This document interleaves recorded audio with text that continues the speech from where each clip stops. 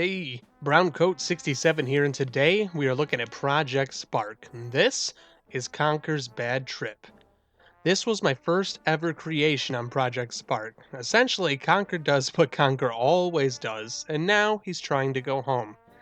I'd give you some more details, but Conker's not exactly family friendly. Anyway, so he's trying to get home, only the world isn't making a lot of sense to him because he had a little too much fun. Let's check it out. Alright, so like I had mentioned, this was my very first creation on Project Spark, so the first couple levels here are gonna be pretty rough, but you always start somewhere, right? One of the best things about Project Spark was actually how much it helped me with my coding, and how much that translated into other areas of life, including at work. But not the coding that I learned from this one, let me tell you. This one was my first ever battle scene that I threw together. Ever. And I might have went a little overboard with the goblins.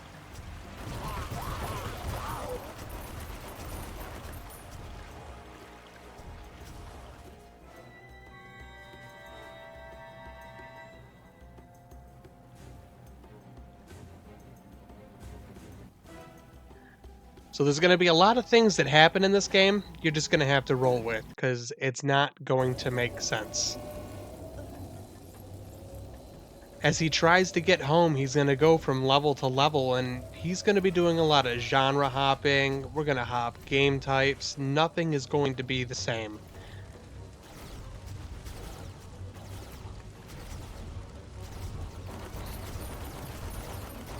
This one was a fun one for me, because it was my real first level of messing around with all the different world settings to set a different type of feel and atmosphere. Played around with the sun placement, and here in a little bit you're gonna see some visual effects that it was the first time I really ever tried to set up a scene, something else that was happening besides what your character was doing.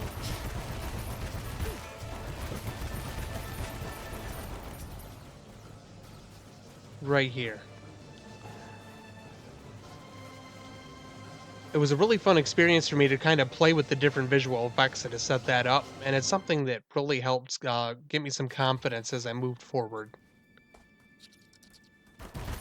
Ah, yes, zombies. When you're playing with a game that lets you design video games, it's never long before you try out zombies. And as you can see by the giant pillar of light, I was actually really inspired by the show Lost during this time period, so you might see some very abstract things like that.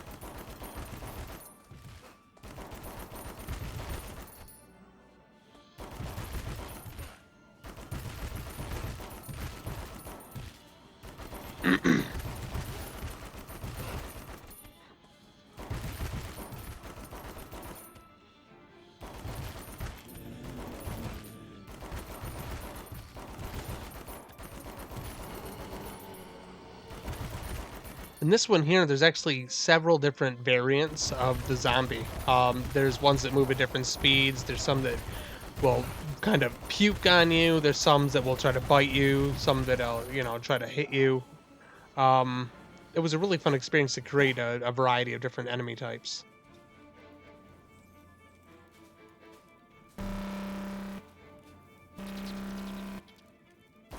It probably doesn't sound so loud to you, but when you play this on the Xbox, that is an incredibly loud alarm. Oh, yes, this one is a personal favorite. My first jump challenge level. And let me tell you, it's a long one. I'm going to have to cut this up into a few pieces here for you, because this whole level itself is probably a 20-minute level.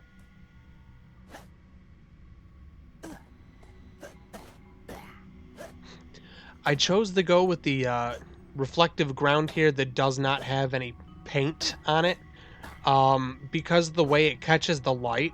I could hide little small ledges for you to grab on and stuff, like I wouldn't be able to do with grass and dirt. Especially later on, you'll see like this jump here. This jump here, you got to really look at the way the light reflects on the surface to pick where you're going to land at.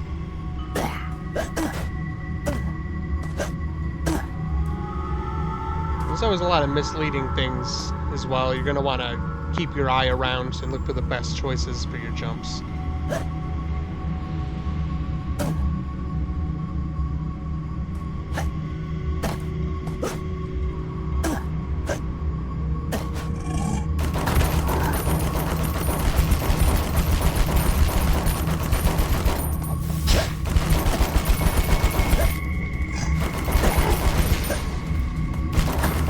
So this boss fight here is the first time that I created a custom brain like that.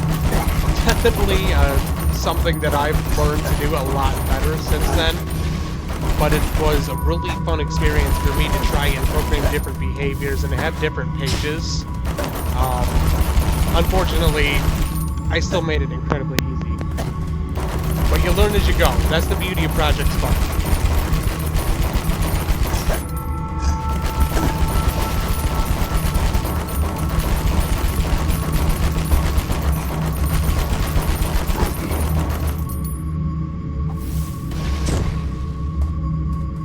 This door design was actually inspired by an episode of Star Trek.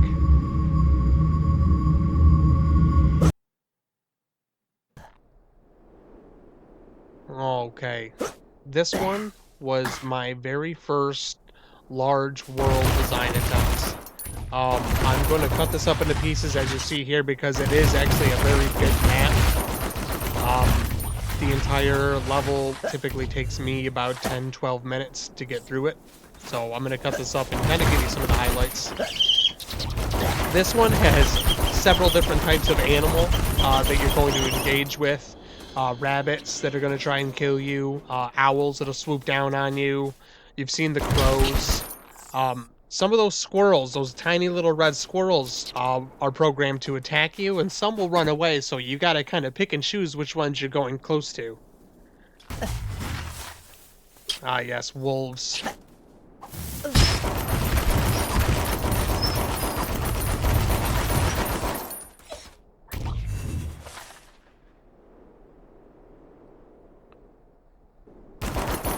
Now, there were still some bugs with these levels, let me tell you. Like right there, the distance where you can damage those trolls is so much further away than the distance where they'll actually come at you. So I definitely need to work on their detection there. I haven't touched these in, oh man, it's been years. Ah, yes. And yes, that giant toad is farting fire at you. He's a fire farter.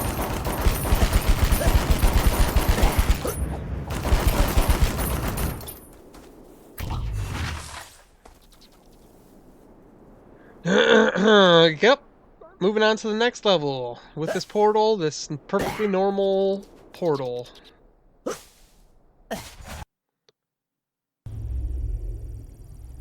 Birdie again, always there to help you out and tell you where to go, right?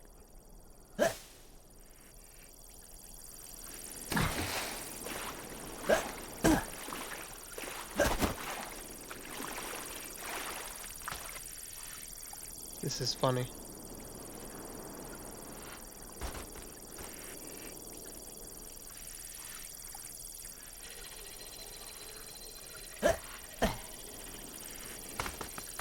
Yeah, that may have been a mistake.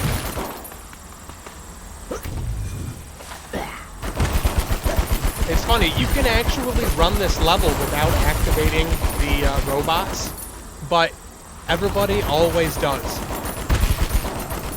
And of course, if you shoot at them, you're going to turn them on too. And people either will immediately start shooting, or they'll run up and they'll hit B. Nobody's been like, nope, I'm going to mind my own business. Ah, yes, healing items. This was the first level where I introduced healing items. You'll see that a couple times. One of the side-scroll levels that I did for this, that you've seen in one of my previous videos, had a healing item in it that was based off of this level.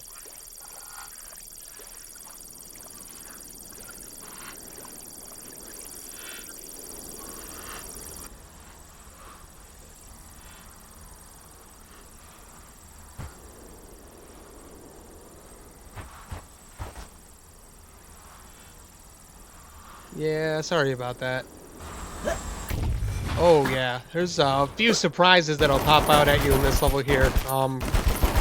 Really enjoyed implementing that feature. Just random encounters.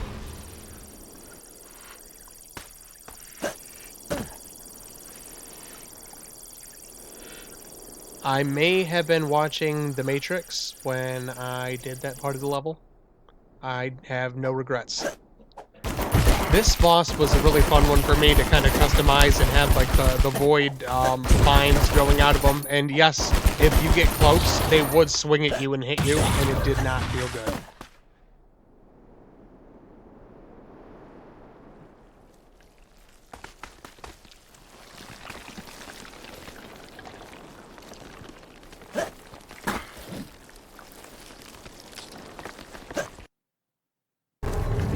You cannot have a Conker game without at least one level using his tail as a helicopter. So this was my first ever flying game that I've ever made. The controls were a little basic and a little limited, but it was really fun for me to do as a game creator. I learned a lot about fighting flying enemies and creating their brains in this level. Because of how basic the enemies operate in here, they always kind of group up like they are right now, and I'm about to take advantage of that and show you. And so you could just shoot at one target here and destroy all of the enemies. So definitely something that you'll see in some of the videos that I make of more modern flying games. My enemy AIs have gotten a lot better.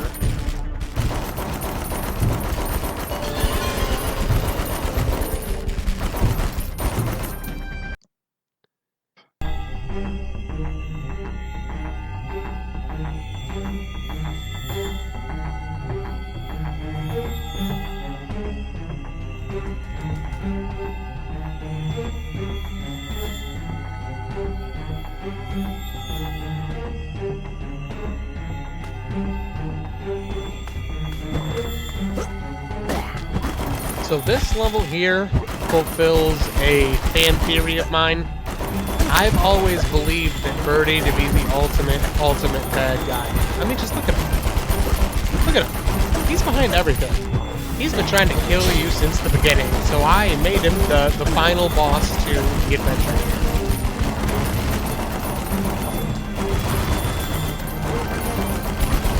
This was pretty fun being a multi-stage boss, learning how to set those variables and be able to switch between different brains and fighting styles was something that I really enjoyed learning from this game.